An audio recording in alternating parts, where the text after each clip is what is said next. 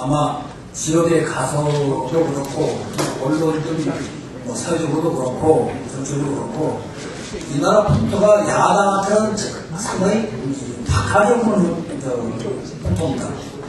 특히 우리 민주당한테 그런 게 옛날부터 좀 박한 풍토인데 그 중에 이러저러한 이유를 들어서 지금 말 못할 대놓고 반박하기 어려운 이런 상황에 있기 때문에 얼씨구나하고 우리를 이렇게 비판하고 심지어는 매도에 가까운 그런 분위기를 만들어내고 있는 상황인 것도 사실이 그렇습니다.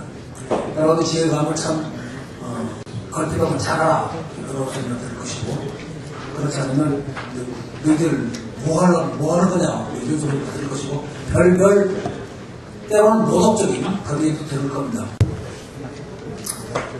시련입니다.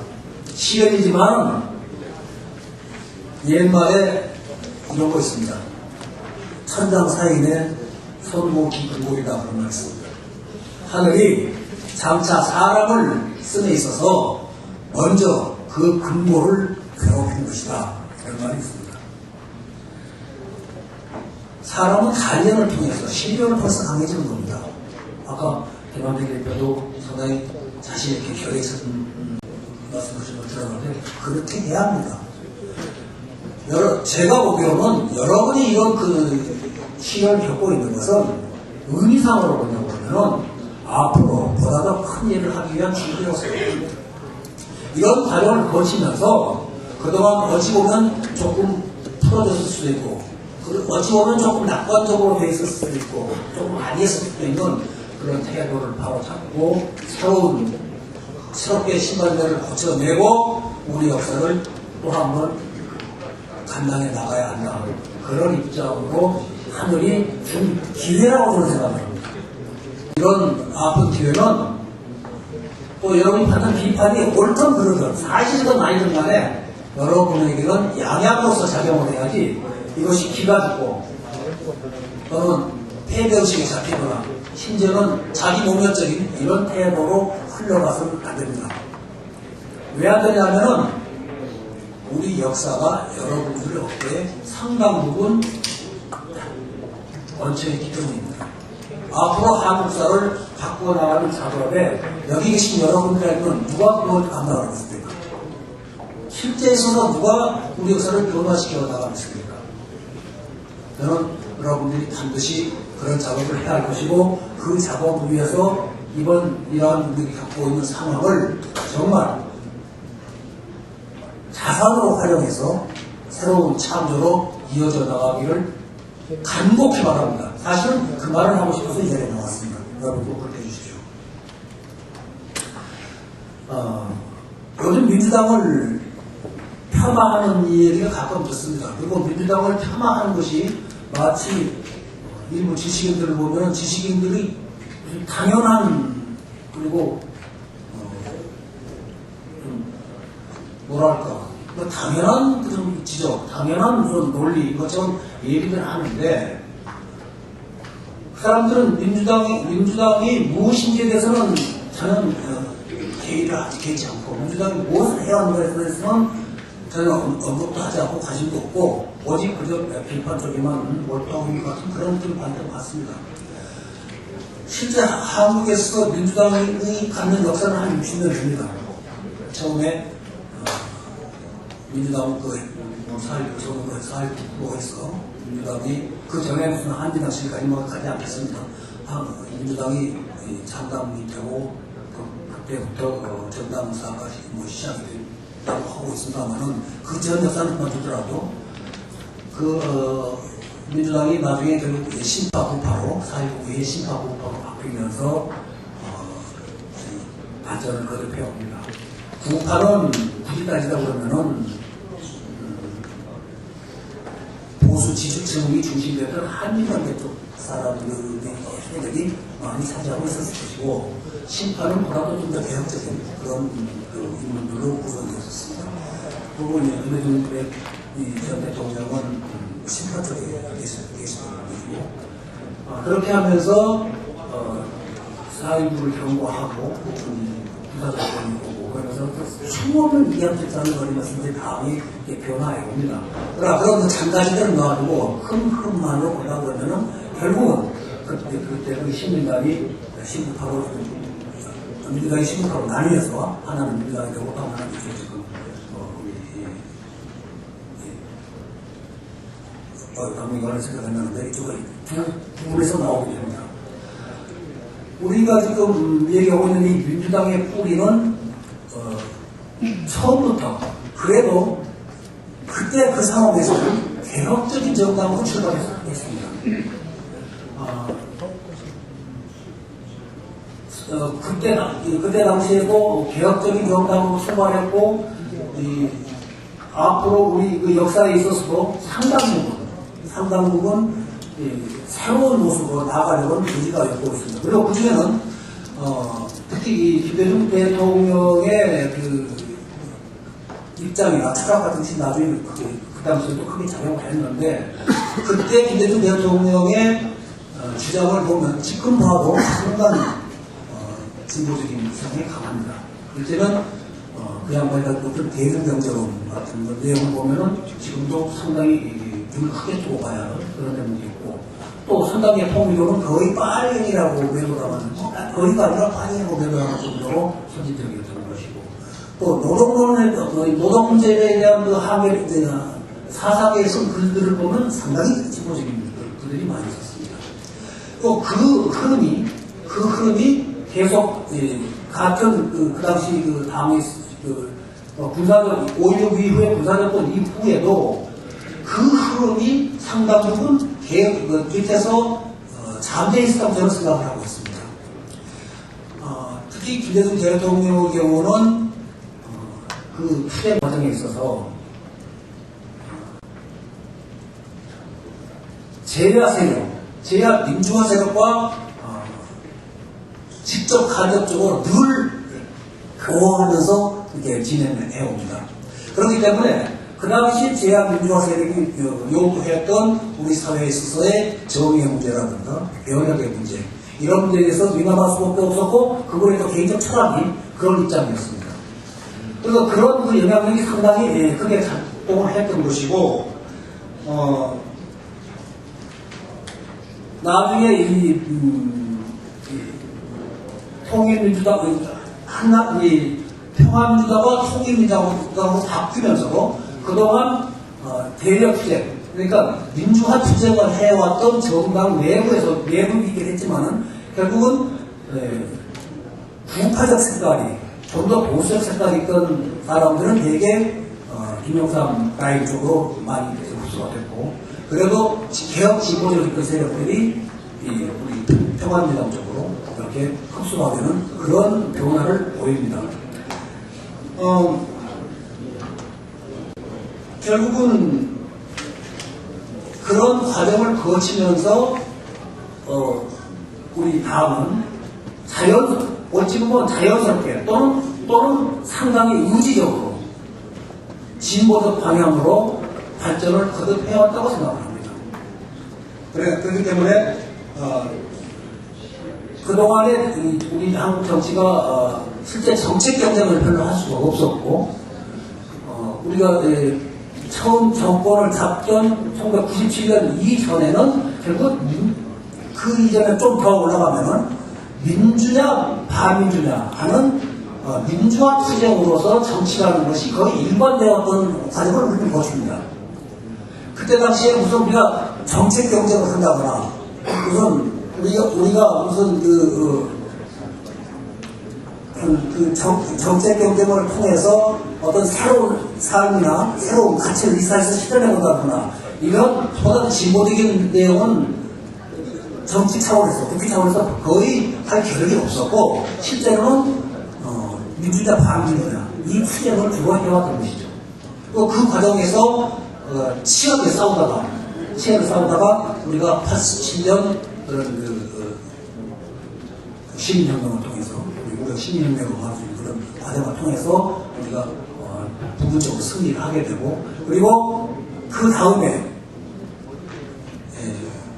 한국 최초로 정권 교체를 이루면서 그때부터 정책 경쟁이라고 하는 것이 비로소 틀을 잡기 시작했던 시간인가 이런 생각을 합니다.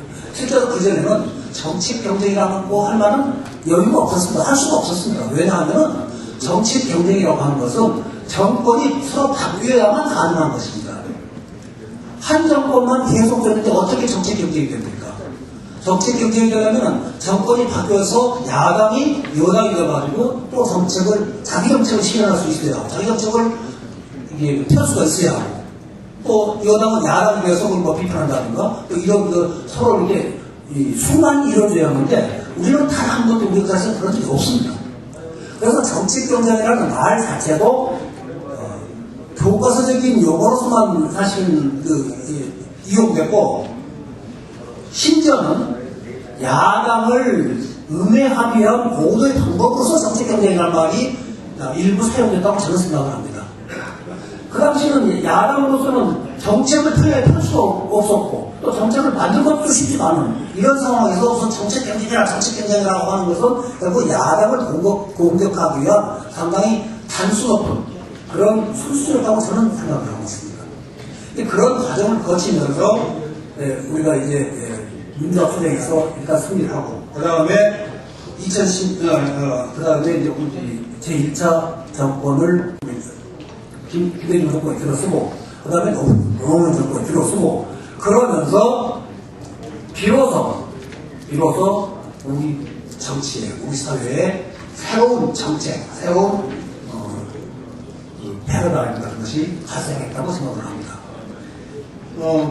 2010년 이후에 보면은 경제 민주화, 보편적 복지 이런 단원이 새롭게 정치권에 이렇게 발생을 하게 되고, 또 이 당에서도 그것을 적극적으로 추진하게 됩니다. 그 전에는 이런 일이 나오지도 않았고, 나와봤자 매우 부분적이었던 것입니다. 어쨌든 이런 정당의 흐름과 함께 60년 정당사에서 우리가 최초 정권을 잡아본 것이 1997년과 2009년이죠? 2002년 이 두 번입니다. 이 두 번의 기회를 여러분들은 어떻게 생각하는지 모르지만은 우리 한국사에서는 매우 중대한 변화, 거의 저는 혁명에 가까운 변화였다고 생각을 합니다. 우리 한국에서 이른바 변혁 세력이 정권을 잡기 위한 노력이 얼마나 치열하게 또 처절하게 전개되어 하는 것을 여러분 아마 아실 것입니다. 우리 사회에 변혁을 요구하는 대중적인 동기 또는 요구 이런 것이 크게 분출됐던 것을 대개 우리 근현대사에서 통합혁명 정도로부터 발언을 시작한다고 그러면은 그러면 그쪽 영종도 시대 뭐 이럴 때는 빼놓고 동학시대 정도부터 시작한다고 하면 그게 1894년이죠. 그때 내용을 보면 말하자면 개혁, 변혁을 큰 기치하고 있습니다. 뭐 제포국민이라든가 인내천이라든가 이런 사상은 오늘날의 민주주의 사상과 비교해서 전혀 떨어지지 않는 민주주의라고까지는 모르겠습니다만은 민중주의라든가 우리 서인의 삶이라든가 이런 입장에서 민주주의라고 할 수 있겠죠. 정치 때는 아닐지 모르지만. 근데 그 보면은 대단히 큰 변화의 요구였고 또 그것을 실현하려고 하기 위해서 많은 사람들이 일어났습니다. 그때 죽은 사람이 보통 그저 학교에서 한 10만 명 정도 와킹 통해서 10만 명 정도 생각합니다. 또 좀 크게 말하는 사람들 한 30만 명 정도까지도 죽었다 이런 얘기를 들었었다고 제가 확인해 보지 못했습니다만은 그 당시 2천만도 안 되는 한 800만도 채 안 되는 그런 인구에서 10만 명이 죽었다고 치더라도 어마어마한 숫자가 자기들의 인간적인 삶을 확보하며 투쟁에서 죽어갑니다. 또 그 뒤로도 많은 사람들이 죽습니다. 물론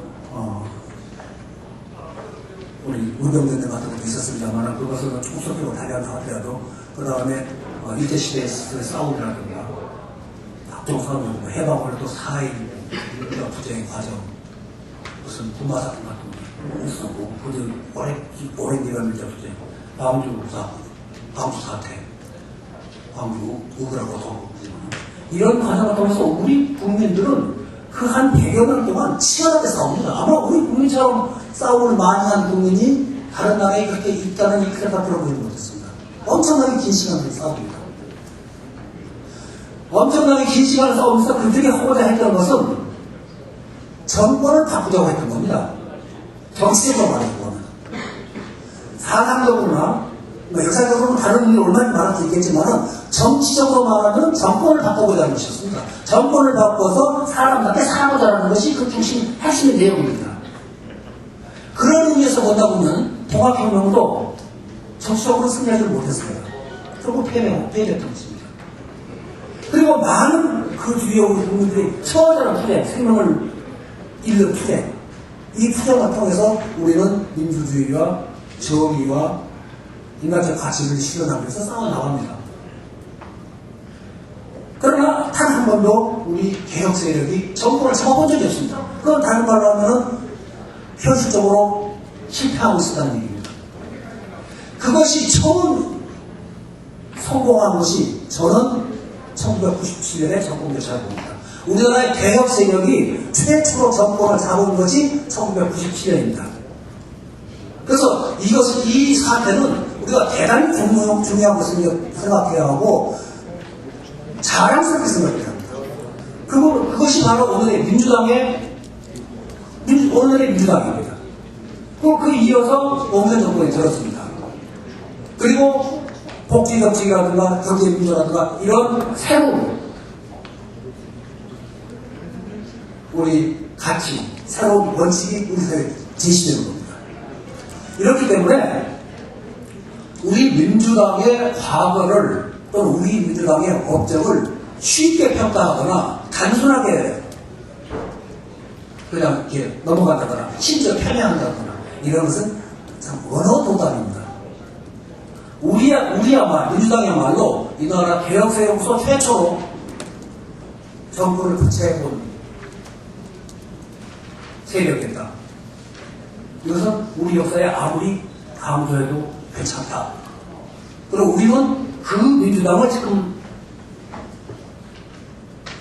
이어가고 있고 우리가 그 민주당을 내 중심에 서 있다. 이런 긍지를 저는 가지 않고 생각합니다. 그런 긍지를 가지고 민주당을 새롭게 생각을 하고 민주당의 본질을 우리가 이렇게 꿰보면서 이 시점에서 우리가 무엇을 하고 싶은가를 다시 한번 생각을 하고 우리가 우리 지혜를 모아야 하리라. 저는 이렇게 생각합니다. 민주당을 가볍게 여기서는 저는 안 된다고 생각을 합니다.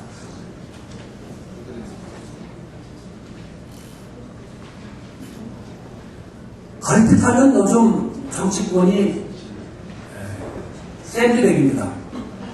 야당은 더욱 그렇습니다. 두들겨 맞습니다. 맨날 두들겨 맞습니다. 제가 농담삼사 하는 얘기입니다만은 우리나라 TV나 영화에서 국회의원 긍정적으로 평가한 경우 단 한 번이라도 보신 적 있습니까? 없습니다. 없죠? 네. 단 한 번도 없습니다. 보았습니다. 어디서 보시죠? 유대훈은 참 잘한다고 그렇게. 한국의 유대훈은 최고라고 정말 축하합니다. 축하합니다. 나는 우리나라 영화나 TV 연속극에서 국회의원 단 한 번도 긍정적으로 평가도 못 받습니다. 그렇게 만만합니다. 미국의 영화 TV에서는 대개 한 반반 정도라고 봅니다. 긍정과 부정의 비율이 반반 정도라고 봅니다. 근데 우리나라는 아닙니다.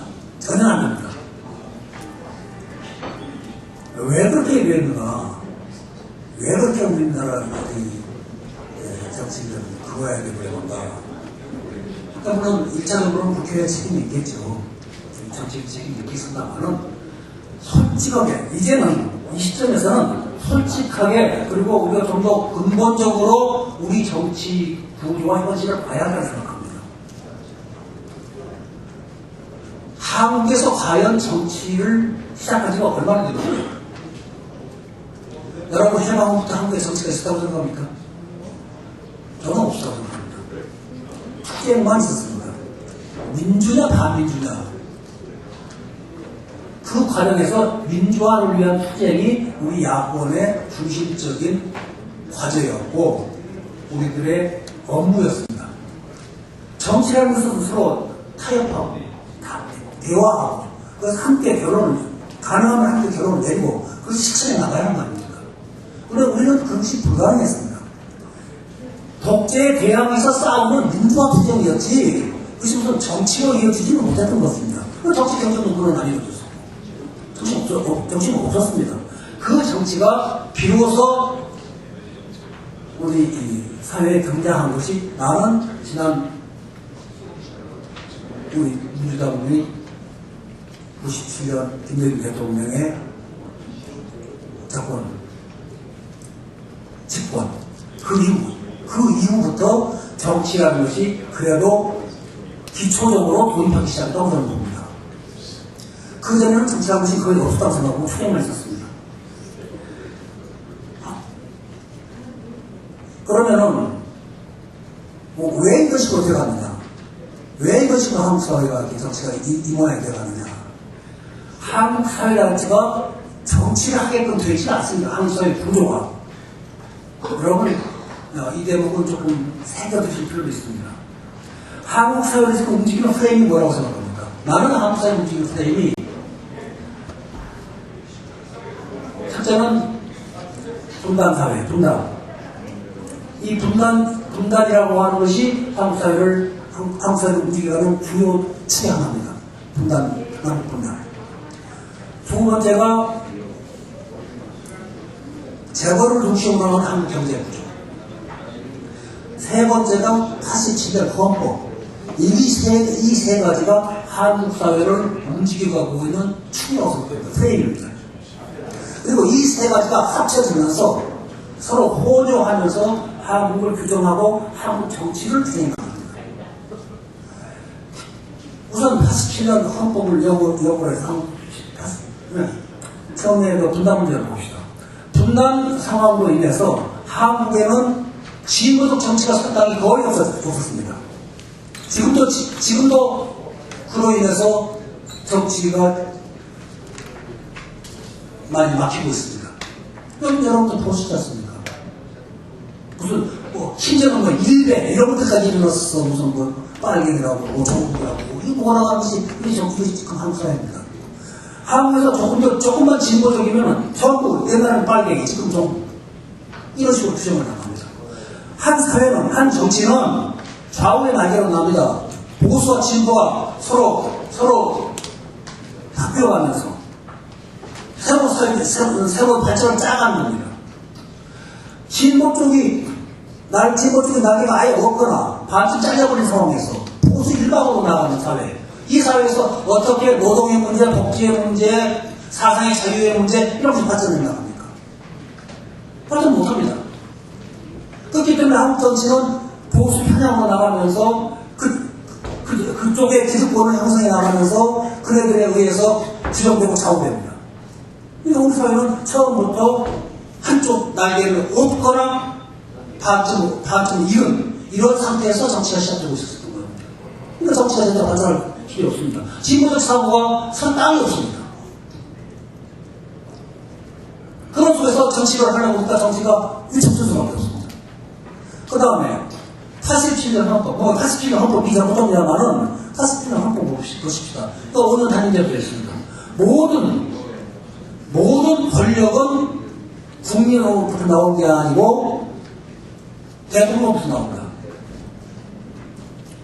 국회가 여러분 국회의원이시고 여러분 지금 국정에 많이 참여하시고 생각하실지 모르지만 실제 내용을 깊이 들여다보면 여러분이 하실 수 있는 일은 거의 없습니다.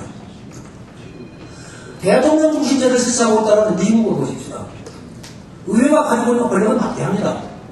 예산 편성권이 있습니다. 예산 편성만 했습니다. 입법 발의권을 독점적으로 가지고 있습니다. 물론 상임을 할지 모르지만 국회만이 입법 발의를 할 수가 있습니다. 통상협상권도 국회가 갖고 있습니다. 다만 절차라든가 협상은 정부에다가 위임을 하고 있습니다.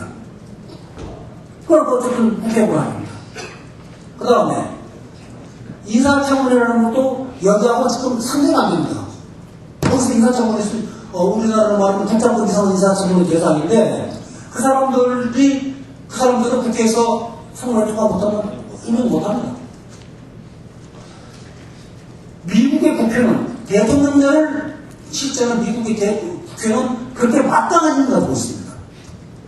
그러면서 정치를 해나가는 겁니다. 정치 주체가 되는 겁니다. 그런데 한국은 정부가 대통령이 자기가 쓸 돈을 자기가 결정해가지고 예산을 짭니다. 이런 건 어디 있습니까? 또 입법 문제도 요즘은 그 국회가 좀 자율성이 좀 강해지고 조금 더 적극적이고 그런다면 그전에는 그런 것도 없었어요. 정부가 입법 발의됐습니다. 그런 상황이 있습니다. 그리고 나머지 아까 말한 무슨 인사법 같은 거 이게 전부 지급입니다. 그렇게 하면서 국회가 뭐 정치의 중심이라고 하는데 국회가 무엇을 정치할 수 있습니까? 국회가 무엇을 결정해서 무엇을 주도적으로 우리 사회를 끌고 나갈 수 있습니까? 거의 할 수 없는 겁니다. 이렇게 하면서 정치는 마치 국회가 또는 국회가 책임 있는 잘못된 국회가 책임 있느냐 이런 식으로 보고 있습니다. 또 지금 재벌 중심으로 경제 구조를 해놨기 때문에 상당한 권리가 지금 시장으로 가 있습니다. 상당한 권리가 시장으로 가 있습니다. 이 모든 것들을 사실은 이런 상당 부분을 물론 시장을 전부 다 우리 정치가 무슨 좌지우지 한다거나 규제한다고 할 수는 없는 것이겠지만은 이런 상당 부분을 정치가 감당하지 않는데 실제 한국 국회라는 것은 이 정치의 중심이라고 하는 한국 국회라는 것은 별로 그런 것에 대해서 관여할 길이 없습니다. 안 되고 있습니다. 국회에서 하는 것은 정부 여당이 중심돼서 한다고 그러지만 정부 여당은 대통령 거의 제가 맡다시피 하는 것이고 야당은 여당하고 협의가 안 되면 안 되는 것이고 그건 뭐 다른 좋은 일도 할 수 없어 서로 협의야. 여당은 양해가 안 만드는 것이고 이런 상황 속에서 정치를 할 수 있는 것이 뭐가 있습니까? 우리를 좀 더 정확하게 봐야 할 것입니다. 정치할 필요 없습니다. 그런데도 정치에 대한 모든 책임은 우리 국회, 우리 의원들이 전부 다 또 주시고 쓰고 있습니다. 이것도 나는 거의 음모적 수준으로 생각을 합니다. 이것이 그동안 유신정권, 군사정권, 독재정권들의 통치 프레임 같다고 생각을 합니다. 그네들은 그들의 잘못, 그들의 비밀을 전부 숨기고 있기 때문에 밖에서 알기가 어렵습니다. 언론의 책임도 큽니다. 그들의 그런 정치의 잘못을 밖에서 밝히고 따지고 고쳐나가야 하는데 우선 모릅니다. 밖에서. 그 다음에는 알아도 무섭습니다. 그러니까 제대로 그걸 밝혀내지를 못합니다. 근데 국회는 그나마라도 공개적이고 그나마라도 무슨 여러 사람들이 좀 토론도 하고 그러다 보니까는 다 밝혀집니다. 그걸 전부 비판의 대상으로서 국회를 때리고 국회가 와서 책임있냐 치고 나가고 그럽니다. 그 당시 국회라는 것은 지금 좀 드러납니다만 그 당시 국회라는 것은 대통령의 무슨 통법보다 거수이다 이런 말 하지 않았습니까? 실제로 뭘 할 수 있었습니까? 근데 책임은 미움은 전부 국회로 집중이 됩니다. 그래서 이건 정치 부재 또는 정치 나쪽까지는 모르겠습니다만은 왜곡된 정치의 책임을 져야 할 대통령이 그것을 국회로 난 미뤄놨다고 생각합니다. 그것이 독재를 유지하는 하나의 방법이었다고 생각합니다. 그게 통치 프레임이었다고 저는 생각을 합니다. 이렇게 한국의 정치가 왜곡되고 축소되고 그리고 변형되는 이런 과정을 거쳐왔고 큰 테두리는 지금도 남아있습니다. 국회에는 우리 정부, 우리 헌법에는 3법 분립이 전혀 안 되어 있습니다. 3법 분립이 안 되고 어떻게 정치적 책임을 국회가 무시하고 있습니까? 국회가 무슨 정치는 얼마나 잘합니까? 이래서 앞으로 한국 정치가 정말 제대로 궤도에 오르려면 이것이 전부 개혁되어야 합니다. 헌법 바뀌어야 합니다. 이 헌법이라는 것이 독재와 반독재 투쟁, 민주화 투쟁에 있어서 일종의 타협의 산물로서 형성이 되고 있습니다. 80년 때, 80년 헌법이라는 것이. 이제는 그 생각 다 했습니다. 이 상태가, 그 상태 가지고는 한국의 변화를 이끌어 나갈 수 없고, 한국 사회를 안도시켜 나갈 길도 없습니다. 우리가 남북 문제를 단단히 해결하기 어렵다고 칩시다.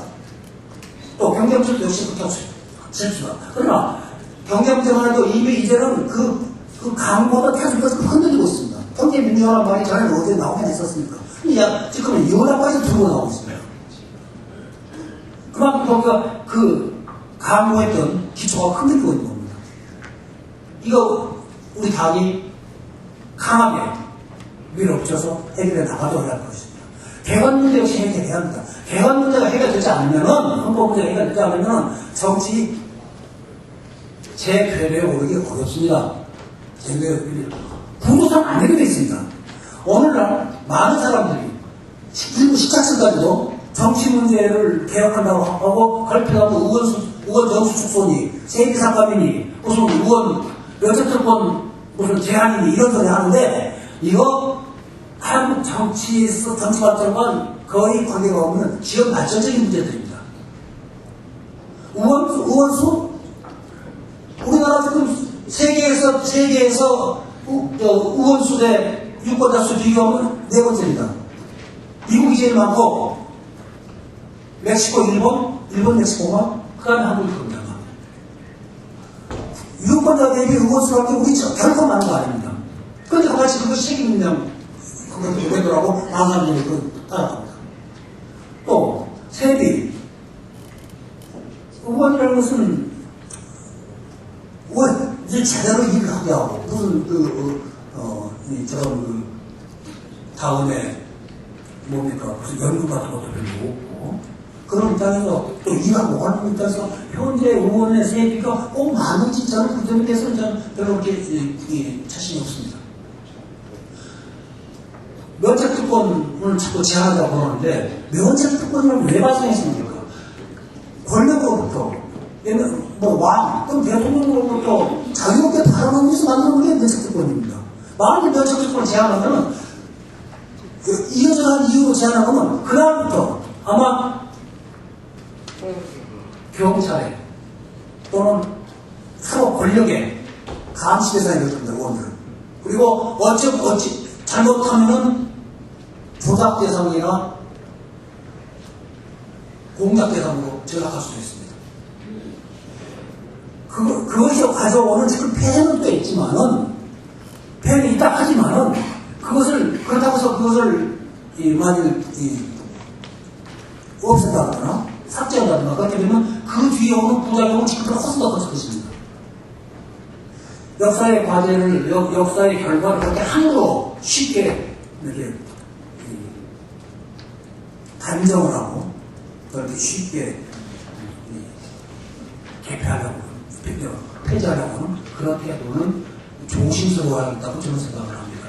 그래서 한국의 정치를 정말 제대로 우리가 정치를 제대로 해나가려고 하면은 지금 이러저러한 여러 가지 문제들이 있습니다. 이런 문제들이 있지만 그것에 못지않아 그것과 함께 보다 중장기적인 입장에서 기본적인 가장 근본적인 문제들에 대한 우리들의 시각과 우리들의 의지를 분명히 해야 한다고 좀 정리를 해야 한다고 저는 생각합니다. 헌법에 개정 없이 또 상권 분립에 확립 없이 우리가 국회가 책임지는 정치의 중심 영역에 설 수 있다고 하는 생각은 환상입니다.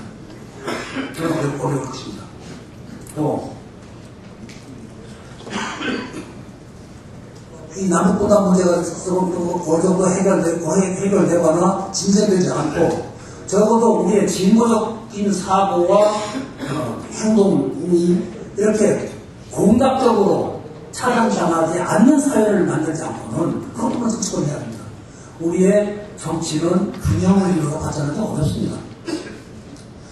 시장이, 재벌이, 모든 특히 경제 권력, 정치, 경제, 사회, 무슨 언론 그런 것이 가장 침투를 많이 했는데 이 힘이 한국 사회를 지금 한국 사회에 큰 영향을 미치고 있는데 이런 문제를 경제민주화를 통해서 해결하자고 하지 않는다고 하면은 한국 정치가 어디 가서 무슨 힘으로 얼마나 우리 사회를 지금 운영해 나갈 수 있겠습니까?